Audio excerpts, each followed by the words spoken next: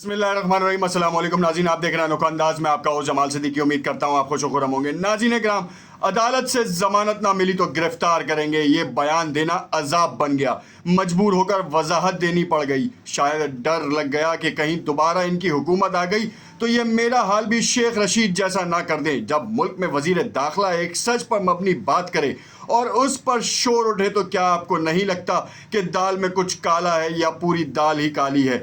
दूसरी बड़ी खबर की जानिब बढ़ते हैं, जिसमें इसाक डार के खिलाफ नैब रेफरेंस फिर से खुल गया। मगर ये क्या है, अपनी मुलाजमत मर्तबा सब एक बार फिर मज़े लेकर अब वो लंदन में आराम से बैठे हैं और समदी के घर ठाठ से पाकिस्तानी अवाम, अदलिया और फौज का मजाक उड़ाते रहे हैं। नाज़रीन कराम, ये कहानी बड़ी ख़तरनाक है, क्योंकि एक तरफ पाकिस्तान तहरीक इंसाफ के चेयरमैन जनाब इमरान खान साहब को 2 माह बाद जो है वो अटक जेल से अडियाला जेल मुंतकिल कर दिया गया है। इसकी वजाहत मैं अपने इस वीलॉग में करूँगा। पाकिस्तान मुस्लिम लीग नवाज़ के कायद, जो कि पाकिस्तानी मफरूर हैं, अदालत से भागे हुए हैं और उनको गिरफ़्तार करने के बयान पर सरफराज बुगटी को, जो कि इस वक्त हालिया निगरां वज़ीर दाखिला हैं, उनको इतनी ज़्यादा मुश्किलात क्यों पेश आई कि उन्होंने वजाहत देना शुरू कर दी। नाज़रीन, जो डिटेल्स में जाने से पहले आपसे इल्तमास करते हैं कि अगर आपने चैनल को लाइक एंड सब्सक्राइब नहीं किया तो इसे लाइक एंड सब्सक्राइब कर लें। नाज़रीन, एक आम शख्स अगर ये सोचे ना कि अगर वो अदालत से गायब है तो उसके ऊपर कानून हरकत में आता है और कानून जो है वो उसको वापस लेकर आता है। हमने उज़ैर बलोच, हमाद सिद्दीकी, इस तरीके के कितने लोगों को जो है वो यहाँ पे वापस बुलवा लिया गया रेड वारंट इशू करके इंटरपोल के थ्रू।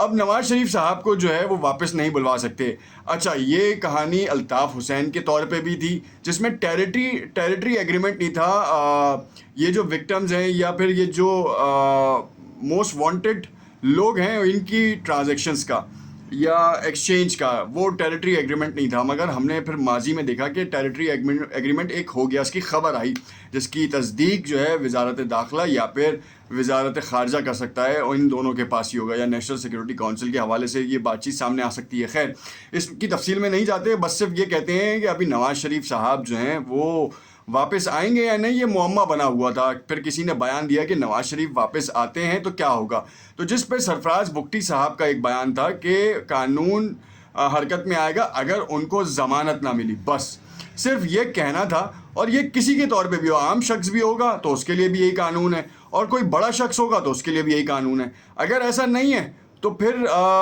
कहीं ना कहीं दाल तुम में तो कुछ ना कुछ तो काला नज़र आता ही है। खैर, हुआ कुछ इस तरीके से, जनाब सरफराज बुगटी ने जब बयान दिया कि नवाज़ शरीफ कानून के मुताबिक उनके लिए जो है वो गिरफ़्तारी मुमकिन है अगर तो उनको ज़मानत ना मिली, और ये बयान देने के बाद वो खामोश हो गए। फिर उसके बाद राना सनाउल्लाह साहब ने कहा कि हालिया वज़ीर दाखिला को देखना चाहिए कि साबिक वज़ीर दाखिला के साथ क्या कहानी रची गई है, और इसी की आवाज़ तंबीद कर रहे थे, थ्रेट कर रहे थे।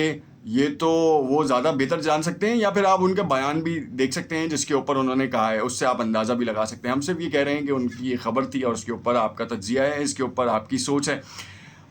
राना सनाउल्लाह के साथ साथ जो है मरियम औरंगज़ेब साहिबा ने भी ट्वीट की, और उन्होंने कहा अपनी फ़ोर्स को जो है ना आवाम की फ़लाह व बहबूद के लिए इस्तेमाल करें, मुल्क की बेहतरी के लिए इस्तेमाल करें, ना कि नवाज़ शरीफ, और जितना आपका कद है ना उतनी ही बात करें। मतलब उन्होंने लताड़ दिया सरफराज बुगटी को, और उन्होंने सरफराज बुगटी के पीछे बैकडोर के ऊपर या बैकबोन जो हैं उनको पैगाम दिया है असल में, कि 21 अक्टूबर ये वो तारीख़ है जिसमें फ़कीदुल मिसाल कारकर्दगी का मुजाहरा किया जाएगा पाकिस्तान मुस्लिम लीग नून की जानिब से।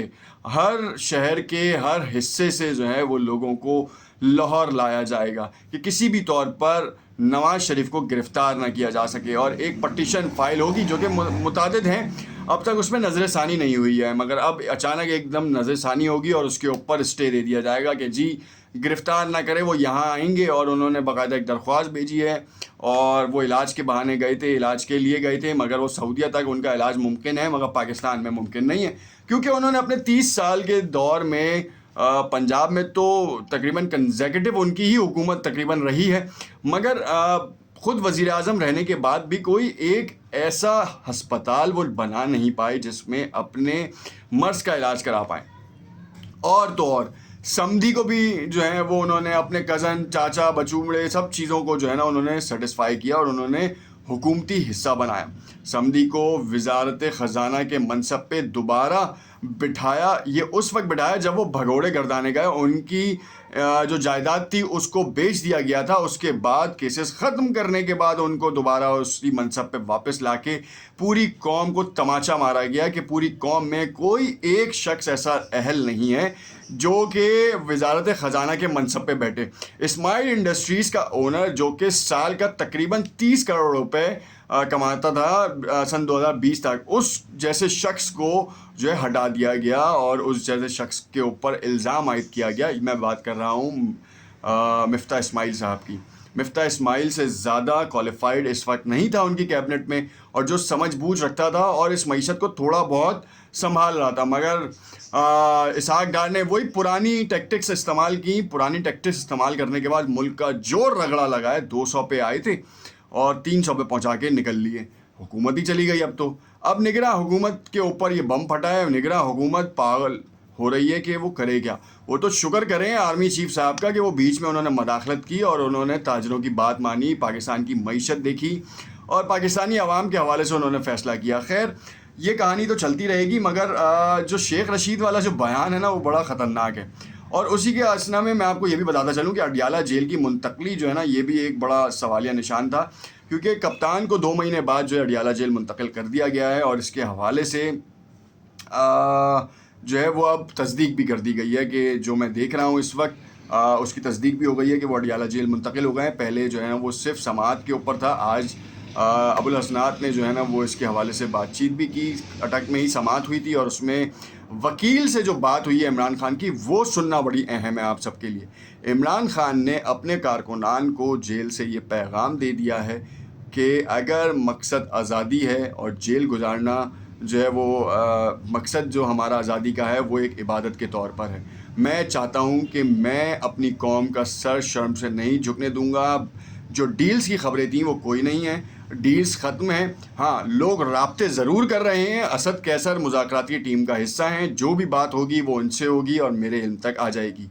और इमरान खान ने नईम हैदर पंजोता हों या दूसरे रुफ़क़ा हों, उनके साथ जो बातचीत की है वो बड़ी ही अहम है और लोगों को पैगाम भी दिया है कि अपनी अपनी जगह पे वो इलेक्शन की तैयारियां करें। सियासी इल्हाक के हवाले से जो मैंने ख़बर दी थी वो बिल्कुल सच है और उसके ऊपर अब काम शुरू हो रहा है और बहुत जल्द आपको नई नवीद मिलेगी कि सियासी इल्हाक हो गया और एक बार फिर पाकिस्तान तहरीक इंसाफ अपना खोया हुआ मुकाम आवाम की ताकत से वापस लेगी, ना कि वो किसी और तरीके से वापस आएगी। क्योंकि माजी में सन 2018 में जो इल्ज़ाम आयद हुआ था, अब शायद वो ताकत किसी और के साथ है, मगर उस ताकत का भी मवाजना जो है अगर आप देखें, उसका भी कंपैरिजन करें, तो अब वो ये देख रही है कि पाकिस्तानी अवाम की मईशत किसके हाथ में बेहतर है। क्या पाकिस्तान की मईशत को बेहतर करने वाले ये लोग हैं या वो लोग हैं। अब इसी असना में जो है ना वो अब थिंक टैंक सोच रहे हैं, क्योंकि आपको इमरान रियाज भी आ चुके हैं। अब वो कुछ अरसे में अपना वीलॉग दोबारा शुरू करेंगे।